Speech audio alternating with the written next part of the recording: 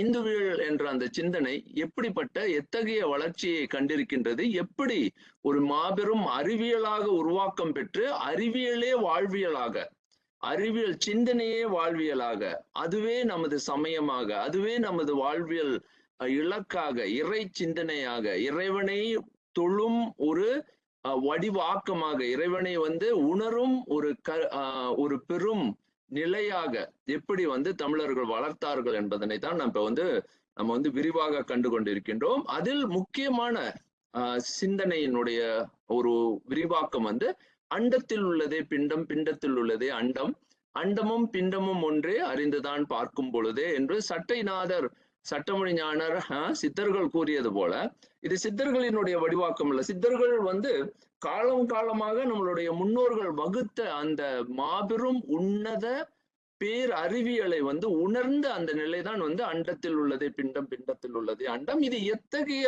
ஆழம், எவ்வளவு உண்மை என்பதனை தான் நம்ம இப்போ உணர்ந்து கொண்டிருக்கின்றோம். மைக்ரோகாசம் அதாவது microcosm is contained within the macrocosm. அதேதான் இந்த ப்ரொஜெக்ஷன், நம்மளுடைய projection of microcosm is a macrocosm. அதுதான் நம்மளுடைய முழுமையான கருத்து. அப்ப இப்படிப்பட்ட இந்த கருத்தை நம் முன்னோர்கள் இதை எவ்வளவு ஆழமாக, இது எவ்வளவு அறிவியல் அப்படின்றத நம்ம தொடர்ந்து 2 வாரங்களாக பார்த்து வருகின்றோம், 3 பகுதிகளாக பார்த்து வருகின்றோம். அதில் இந்த வாரத்தில் இதனுடைய பகுதியை சிறிது விரிக்கலாம் என்ற அந்த ஒரு எண்ணம் எனக்கு இருக்கின்றது. இதுல ஒரு காரணமும் இருக்கு. நீங்க இதுல பாத்தீங்கன்னா எவ்வளவு ஆழம் அது சென்று கொண்டே இருக்கும். அது எவ்வளவு ஆழமாக போகுது அப்படின்னு நாம சிந்திக்கணும். அதனாலதான் நம்ம இது புரிந்து விட்டது என்ற அந்த உணர்வு நமக்கு இருந்தாலும், புரிந்தது ஒரு நிலை, உணர்வது ஒரு நிலை. அப்போ உணர அதை செயலாக்கம் செய்ய நம்மளுடைய செயல் வழி அது கல்வியாக மாறும் பொழுது, உணர்வின் வெளிப்பாடாக அது உணரப்படும் பொழுது, அதனுடைய ஆழம், அதனுடைய பரிணாமம், அதனுடைய கூர்வியல் மிக மிக வேறுபட்டு நமக்கு தெரியும். அப்ப அதை தான் நம்ம இப்ப இங்க பார்க்க இருக்கின்றோம். அதுல முதல்ல நாம பார்த்தது மீஅண்ட கோஷம்.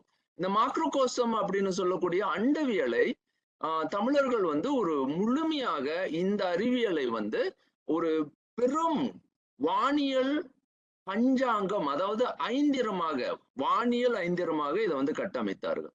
இப்ப இந்த வானியல் ஐந்திரம் என்பது இந்த பஞ்சாங்கம் எனப்படும் அந்த வானியல் அறிவியல். இது வரைக்கும் என்ன எல்லோரும் பொதுவான நிலையில வெளியில என்ன நினைத்து கொண்டிருக்காங்கன்னா, பஞ்சாங்கம் என்பது ஒரு ஏதோ ஒரு, பெரும்பாலும் அது இன்னொரு வார்த்தையில கூட பயன்படுத்துவாங்க, அது ஒரு குப்பை அப்படின்னு. இவங்களுக்கு பொதுவாகவே உங்களுக்கு இந்த வானியல் அது எத்தகைய மாபெரும் நுட்பமான வானியல் அறிவியல் என்பது அவர்களுக்கு ஆய்வு செய்பவர்களுக்கு தான் இது புரியும். ஆய்வு செய்து வானியல் அறிவியல் தெரிபவர்களுக்கு இன்றைய அறிவியலோடு இந்த அஸ்ட்ரானமின்னு சொல்லக்கூடிய வானியல் அறிவியலோடு இன்று யார் இணைந்து அந்த அறிவியலை உள்வாங்குகின்றார்களோ அவர்களுக்கு தான் இவ்வளவு நுட்பமான அறிவியலை நமது முன்னோர்கள் கண்டு அதனை வாழ்வியலாக்கி உள்ளனர் அப்படின்னு. இது முக்கியமானது, வாழ்வியலாக்குதல்.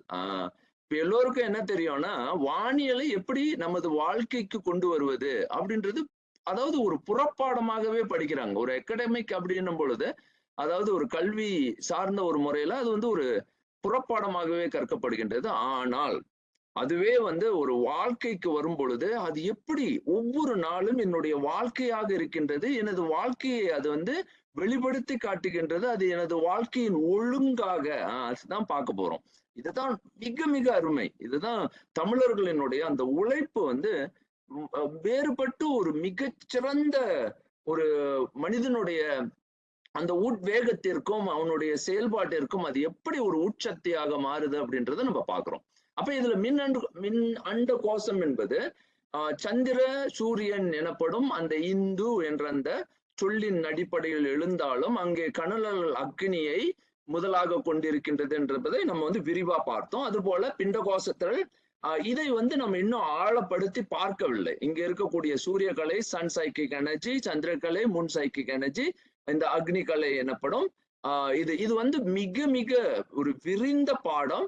இதை இன்று கொஞ்சம் தொட்டு நான் விளக்கலாம் அப்படின்னு இருக்கேன். இது மேலும் மேலும் விரிக்க இது எவ்வளவு ஆழமாக இந்த மாக்ரோ கோஷத்தை, அதாவது மின்னண்ட கோஷத்தை எப்படி நுண்ணண்ட கோஷத்திற்கு மாற்றி பெயர்த்து நம்மளுடைய வாழ்வியலை வந்து அப்படி செப்பம் செய்திருக்கின்றார்கள் தமிழர்கள் அப்படின்றத பார்க்கும்போது நம்மால் வியக்காமல் இருக்க முடியாது. ஆகவே இந்த அறிவியலை மேலும் எப்படி தமிழர்கள் வளர்த்திருக்கின்றார்கள் என்பதனை ஒரு சுருங்க பார்க்கவிருக்கின்றோம் இன்று.